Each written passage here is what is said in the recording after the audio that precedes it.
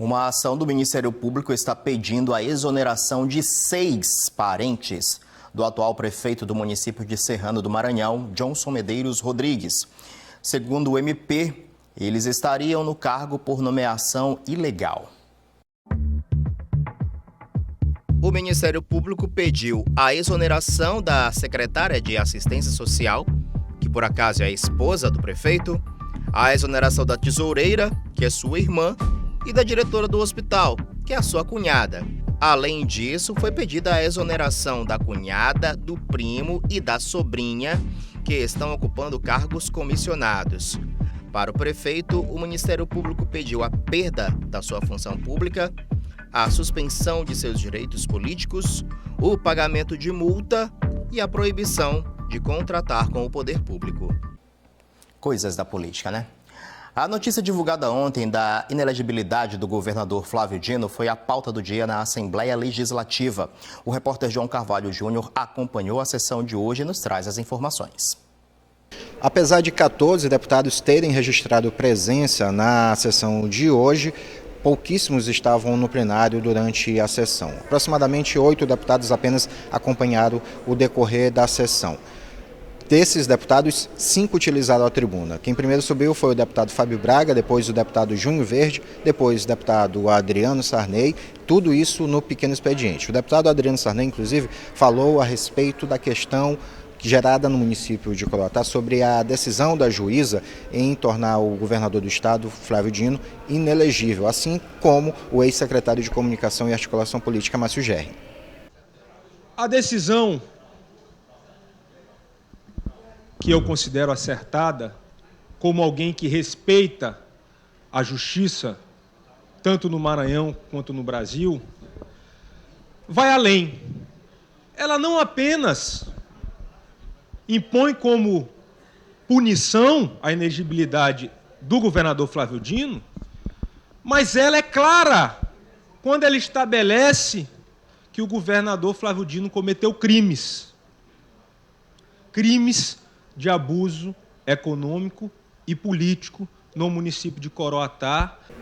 Não houve grande expediente no tempo dos blocos e partidos. O deputado Wellington do Curso começou o seu discurso seguindo a mesma linha do raciocínio do deputado Adriano Sarney e, em seguida, ele utilizou também o expediente final para falar sobre o mesmo assunto. O deputado Edilásio Júnior também seguiu a mesma linha. Ou seja, na sessão de hoje, a oposição acabou, de certa forma, dominando e tratou sempre sobre o mesmo assunto, que foi esse gerado no município de Coroatá, sobre a inelegibilidade do governador Flávio Dino e do ex-secretário de Comunicação e Articulação Política, Márcio Gerri.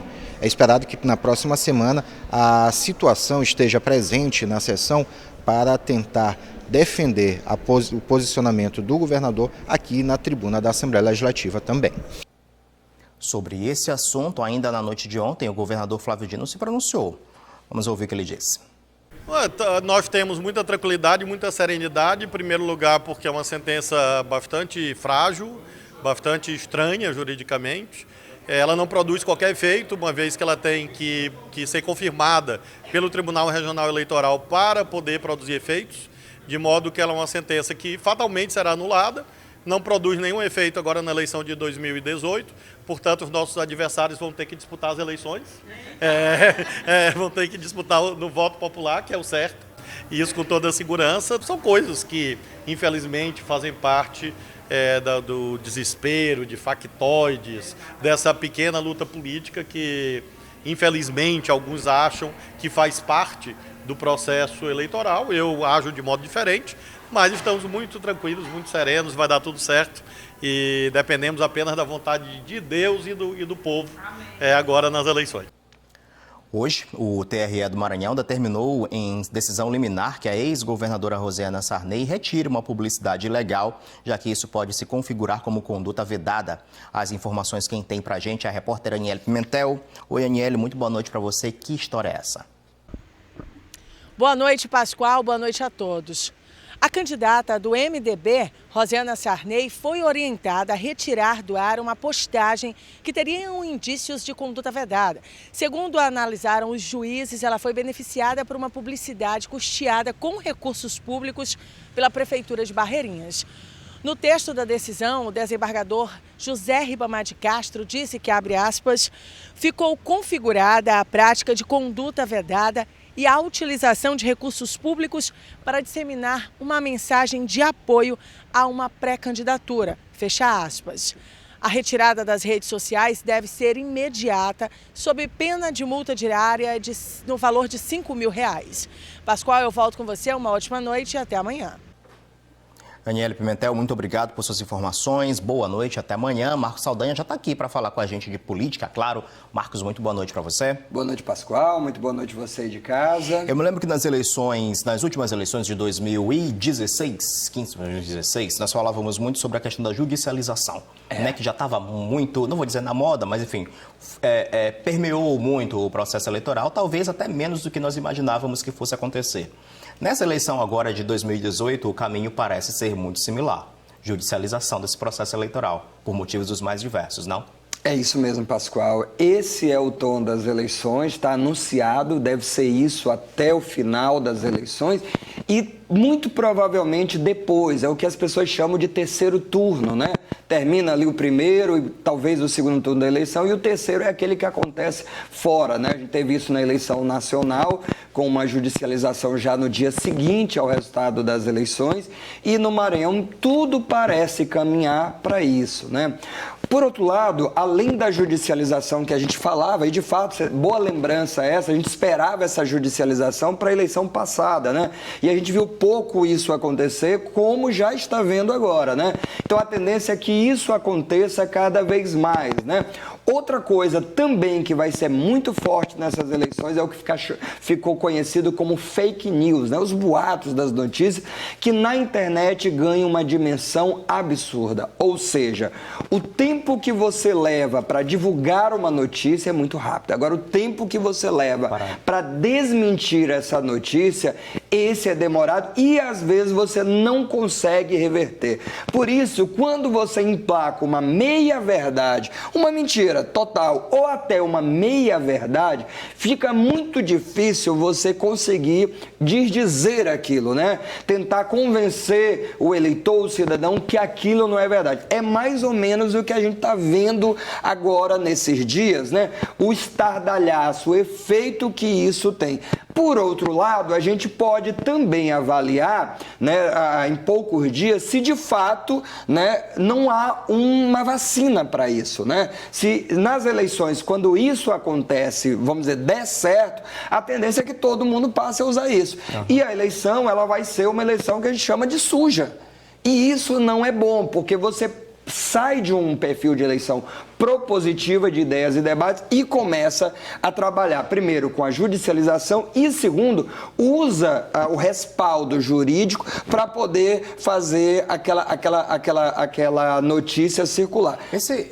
Desculpa te cortar, claro, Marcos. claro, Agora, claro. Esse problema da ausência da pauta propositiva, ele é gravíssimo, né? Sim, a sim. gente observa que começou assim no Maranhão, no cenário nacional também para as eleições presidenciais, a gente vê muito pouco de apresentação de propostas factíveis, inclusive, para a resolução dos problemas do nosso país. E no caso do Maranhão, igualmente, a proposição de propostas. Se fala muito das questões de governabilidade, da forma como se foi prometido ou não cumprido na visão de um, ou meias verdades, ou meio prometido ou não, sabe? Mas proposta efetivamente para se modificar essa realidade, a gente tem visto muito pouco. Tudo bem, aí pode argumentar, mas o processo eleitoral ainda não começou, a campanha eleitoral não começou. Não é que não começou, começou sim. Claro que começou. Olha, tem dois lados dessa moeda que eu gosto de pensar muito, que é o seguinte.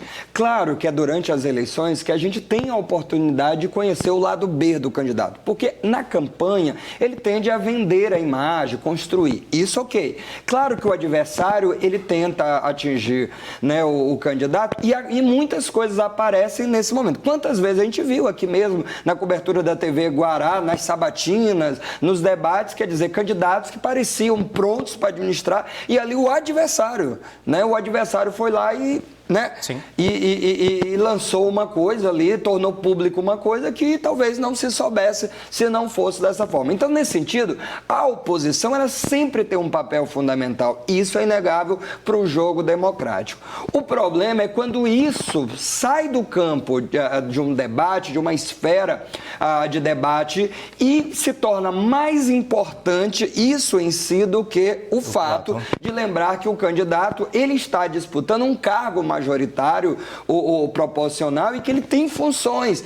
E a questão é, ele está preparado para aquela função? Quer dizer, ele tem as qualidades para aquela função? Então, na verdade, a tendência da judicialização que me preocupa é muito o que você vê, por exemplo, um candidato, ele vai ou não participar das eleições? Isso no nível nacional, todo mundo sabe do que a gente está falando, né? Ele vai participar de debate, ele vai concorrer nas eleições, quer dizer, a gente fica dependendo de uma decisão jurídica, judicial, para saber se vai ou não. Então, eu acho que isso não é saudável para a eleição quando você naturaliza isso. Você começa... Infelizmente, estamos naturalizando isso que está acontecendo, né? Né? É isso que está acontecendo. Bom, e aí você começa, opa, esse é um artifício que é bom, dá efeito. E aí começa a usar do mesmo artifício desnecessariamente.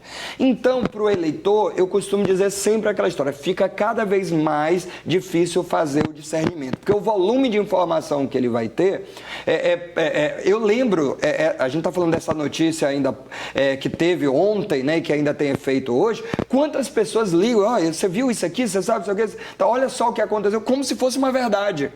Isso é que é o mais complicador para todos os lados, seja quem for. Receber uma notícia, calma, não, né? Antes de ter como verdade, espere, analise, discuta, veja, aí sim, porque senão você fica naquela de, qual é a novidade, qual é a tal da bomba? Resumindo, Pascoal, a gente não tem que esperar a bomba que vai sair. A gente tem que pensar mesmo em fazer um trabalho nosso, o nosso levantamento. Existem, como eu já falei, mecanismos aplicativos que você pode consultar neste momento. Tal candidato, ele tem processos ou não? Ele responde por qual processo ou não? E só para fechar, já que a gente está falando em processo, foi decidido que no caso de improbidade administrativa não haverá prescrição, né, da questão, daquilo que a gente sempre fala, devolução do dinheiro, hein, Pascoal? Tem que devolver, Não né? tem? Aí eu achei uma coisa boa do Supremo, e aí parabéns para o Supremo, aí é um exemplo positivo da questão da judicialização, quando o judiciário está antenado às necessidades que a gente tem. Vale a pena, afinal de contas, o corrupto, ele tem que pagar, e esse crime não deve prescrever. Mais do que cadeia, isso aí é uma coisa positiva. Os dois lados da moeda, para a gente não ficar só, né, não perder o equilíbrio da discussão da judicialização. É isso aí. Muito obrigado, Marcos. Boa noite. Ok, boa noite a você e muito boa noite a você de casa. Não são poucas as atividades que o Rotary desenvolve em São Luís. Entre as experiências está o intercâmbio, em que jovens podem compartilhar diversas atividades muito interessantes. O governador do Rotary, Maurício Bezerra, participou desta experiência. Durante 2 dias, a capital São Luís está recebendo a visita do representante maior do Rotary Clube, Maranhão, Piauí e Ceará, o governador Maurício Bezerra, que responde pelo distrito 4490. Estamos aqui junto fomentando a elaboração de projetos. A gente vai ter sexta à tarde um curso, estamos trazendo aqui um profissional de Fortaleza, né, renomado para ensinar os rotarianos a elaborar projetos para conseguirmos recurso do Rotary Internacional da Fundação Rotary nos Estados Unidos para esse dinheiro poder chegar a São Luís e fazer um trabalho junto às comunidades. O Rotary, em sua reunião, fez a apresentação de jovens intercambistas, uma troca de experiência que fica registrada por toda a vida e na bagagem vem muito mais que conhecimento, como Augusto, que veio dos Estados Unidos, e o João, que esteve durante 1 ano no México. É uma experiência onde a gente conhece um novo idioma, a gente sai de lá falando um novo idioma, conhece outras pessoas, uma nova cultura. Foi uma experiência muito importante para a minha formação como uma pessoa, e a família de início eu não conhecia, porém nós ficamos muito próximos em um curto período de tempo. E quando um jovem vai ao exterior, outro vem para conhecer e aprender a língua e costumes de nossa gente, como a Tâmara, que é da Eslováquia. Está há 2 semanas em São Luís e já adora a cidade e as atividades. O programa também proporciona algo inusitado. através de grupos de jovens que residem no Polo Coroadinho, bairro carente da ilha, vão ter oportunidade de ouro em conhecer e aprimorar na Argentina. Estou indo com a força da minha família e a força de Deus também. Outras notícias no portal Guará.com. O JG volta amanhã às 11 da noite. Bom descanso a todos e até amanhã. TV Guará, maranhense por natureza.